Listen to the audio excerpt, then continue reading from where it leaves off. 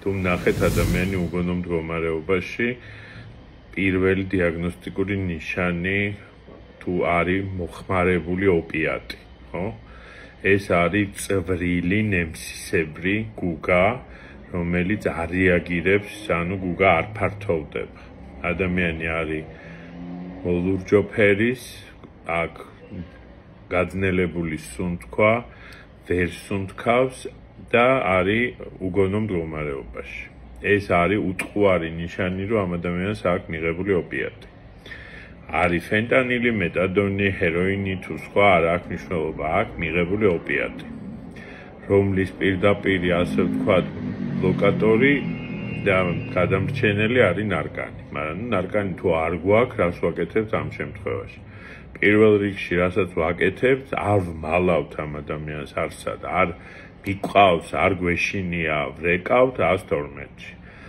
არ ვეჩხუბებით ოპერატორს, უხსნით, თუ არ გვინდა რომ უთხრათ, რომ ნარკოტიკია, უბრალოდ ვეუბნებით, რომ ადამიანი არის უგონო მდგომარეობაში, მისამართს მშვიდად, წყნარად ვპასუხობთ, ის არის პროცედურა, რომელსაც ოპერატორმა უნდა შეასრულოს. არ აქვს ვალდებულება სასწრაფოს, რომ პოლიცია გამოიძახოს და მოვიდეს. ამიტომ ვეუბნებით სასწრაფოს, რომ არის უგონო მდგომარეობაში, აქა და აქ და მოდის სასწრაფო. რა ვშვებით მანამდე? პირველ რიგში ვაწვენთ გვერდზე,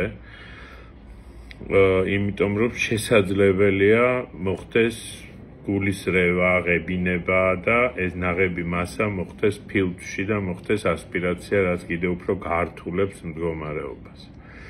მეორე, თუ ვხედავთ, რომ ადამიანი არ სუნთქავს და ეს სუნთქვითი მოძრაობები არის ძალიან გაიშვიათებული, არის მოლურჯო ფერის, გონზე ვერ მოდის და ასე შემდეგ, პირველ რიგში უკეთებთ ხელოვნურ სუნთქვას, პირიდან პირში, ან პირიდან ცხვირში.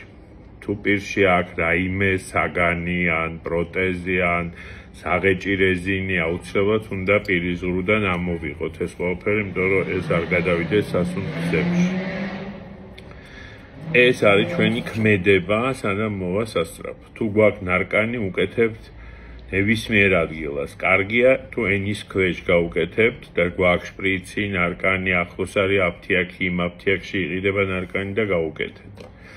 ეხლა რაც შეეხება მივიღეთ ნარკოტიკი და წავედით ჯერ ერთი ვინც იღებს ნარკოტიკს. არასოდეს არ მიიღოთ მარტო. თუ ხართ მარტო სახლში, დაურეკეთ ვიღაცას, რომ მე ვაპირებ ნარკოტიკის, ვინც არის თქვენი დობით აღჭურვილი პირი. იმიტომ რომ არავინ არ იცის დღეს ნარკოტიკში რა არის გარეული და დიდი შანსია, რომ იყოს გარეული ფენტანილი, ან მეტადონის კრისტალი, ან ასე შემდეგ, რომელმაც შეიძლება გამოიწვიოს მძიმე ზედოზირება. ფენტანილის შემთხვევაში შესაძლებელია პირველი მომენტი, ანუ პრიხოდი, ტალღა იყოს ძლიერი და ამ დროს გეგონოს, რომ არაფერი არ მოხდება, მაგრამ მერე შეიძლება წაიყვანოს ძილში ადამიანი და ძილში მე ანუ გადავიდეს უგონო მდგომარეობაში და განვითარდეს ზედოზირება. ესი ძალიან მნიშვნელოვანია. თუ აქ ფენტანილს, ამფეტამინს გარეული ფენტანილი იწყებს უფრო გვიან მოქმედებას. პირველი ტალღა არის ამფეტამინის და პირიქით იწყება აჟიტაცია, თავის ძლიერი ტკივილი, მოუსვენრობა და ასე შემდეგ. შფოთვა, ფორიაქი, ძლიერი გაწითლება სახის, ადამიანი ვერ ნახულობს ერთ ადგილს და მერე გადადის უკვე უგონო მდგომარეობაში. ანუ ეს ძალიან მნიშვნელოვანია. თუ არის ამფეტამინთან ერთად ფენტანილი, ანუ პირველ რიგში არ ვტოვებთ მარტო, არსად არ ვმალავთ, არსად არ ვჩხმალავთ, არსად არ მიყვავს, არსად არ გვეშინია, ვრეკავთ სასწრაფოში, იმიტომ რომ გადაარჩენთ ამ ადამიანის სიცოცხლეს. პირველ რიგში ვრეკავთ 112-ში. თუ გვაქვს ნარკანი, უკეთებთ ნარკანს. თუ არ გვაქვს ნარკანი, უკეთებთ ხელოვნურ სუნთქვას. ეს არის ძალიან მნიშვნელოვანი.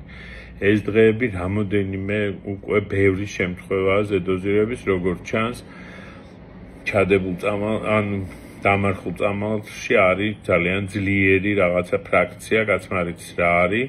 ან იქნება ფენტანილი, ან მეტადონის კრისტალი და ასე შემდეგ. ამიტომ გაუფრთხილდით ხალხო თავს, ერთმანეთს ვენაში შეყვანილს უკან ვერ გამოიყვან. თუ არის უცნობი, არ იცით, თქვენს ნუ გარისკავთ ესეთ რაღაცებს, იმიტომ რომ ძალიან საშიშია, მით უმეტეს ადამიანები, რომელიც ვითომ გართობის მიზნით ამას შვებით და აკეთებთ, არის ძალიან მძიმე ნარკოტიკები გარეული და არის სერიოზული პრობლემები. ამიტომ ძალიან გთხოვთ, გაუფრთხილდით თავს და ეს მომენტი გაითვალისწინეთ. პირველი დახმარება კიდე ერთხელ რა უნდა გავაკეთოთ? არ ვტოვებთ მარტო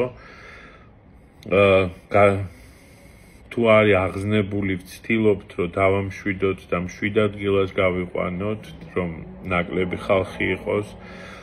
არ ვმალავთ არსად, არ ნაშვებით, არ ვტოვებთ მარტო.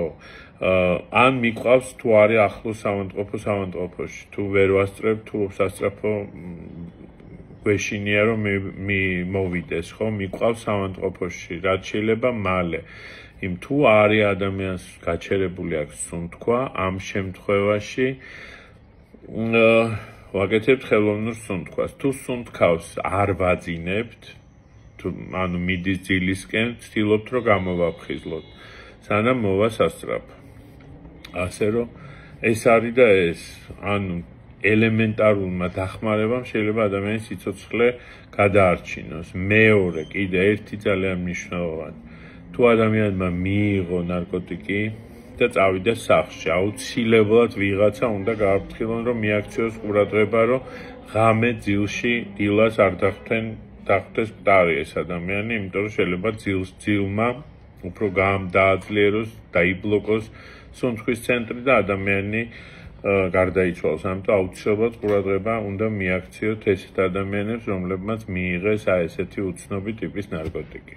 რა ვიცი, მეტი რა გითხრათ, რაც ვიცი, გეუბნებით და ეცადეთ, რომ ეს ყველა ეს რაღაცა ელემენტარული დახმარება ნუ შექმნით პანიკას, ნუ ყვირი ხართ, ნუ ჩხუბობთ, ნუ ყვირი ხართ, დამშვიდით, დაწყნარდით, მესმის რაღაცა ყველას რაღაც გაკეთება უნდა, მთავარი არის ადამიანმა ისუნთქოს.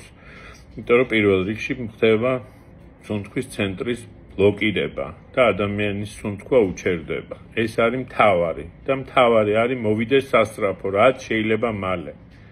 და ნუ გეშინიათ ამ სასწრაფოს გამოძახება, ნუ გეშინიათ, გადაარჩენთ ადამიანს, არ მოკვდება.